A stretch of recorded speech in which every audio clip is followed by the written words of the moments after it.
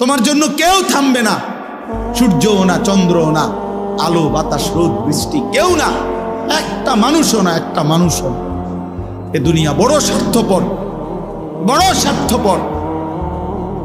এজন্য বাপ আপনাদেরকেও বলি, যুবক তোমাদেরকেও বলি, তুমি নষ্ট হয়ে গেলে শেষ পর্যন্ত মনে রেখো তোমার জন্য কেউ থামবে না।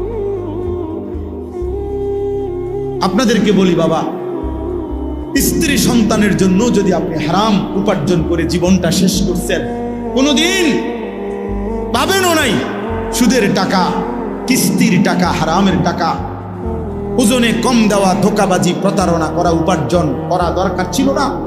আমনের কলজার মধ্যে শয়তানে বসায় দিছে যে বউ বাচ্চার লাগে এগুলা করতেছ, করো না রে বাপ, খোদার কসম এরা মনে রাখবে না, এরা মনে রাখবে না, এরা কোনোদিন বলবে না, এরা মনে রাখবে। দুপুরবেলা জানাজা হইছে, আসরের পরে জানাজা হইছে, কানছে 2 ঘন্টা 4 ঘন্টা জি পুত নাতি নাতনি স্ত্রী সন্তান।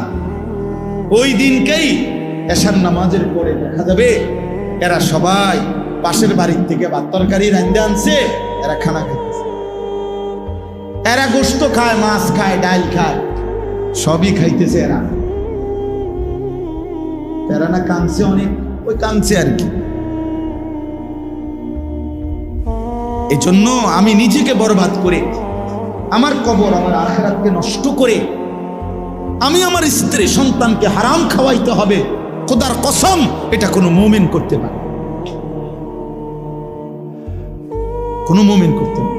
আমার ছেলে কোনোদিন 1 ওয়াক্ত ফজরের নামাজ পড়বে না, আর এমন জানোয়ারের জন্য আমি কামাই করুম, কমপক্ষে আমি আনিস এমন বেকুব না। তার লগে আমার আগে বোঝাপড়া করা দরকার। তুই মুসলমানের বাচ্চা কিনা আগে এটা বল, তুই ইমানদারের সন্তান কিনা বল বেটা। যদি তুই মুসলমানের বাচ্চা হস, আমি তোর জন্য মাথার ঘাম পায়ে ফেলে কামাই করমু, আমার এই কষ্টের উপার্জনের কিনা ফ্যান, খাট, পালং, সোফা, ফার্নিচার, বাজার সদাই, আর তুই বেঈমান সারা রাত মোবাইলে নারী দেখবি, ছবি দেখবি, কোনোদিন ফজরের নামাজ পড়বি না, এমন জানোয়ারের জন্যই আমি কামাই করলাম।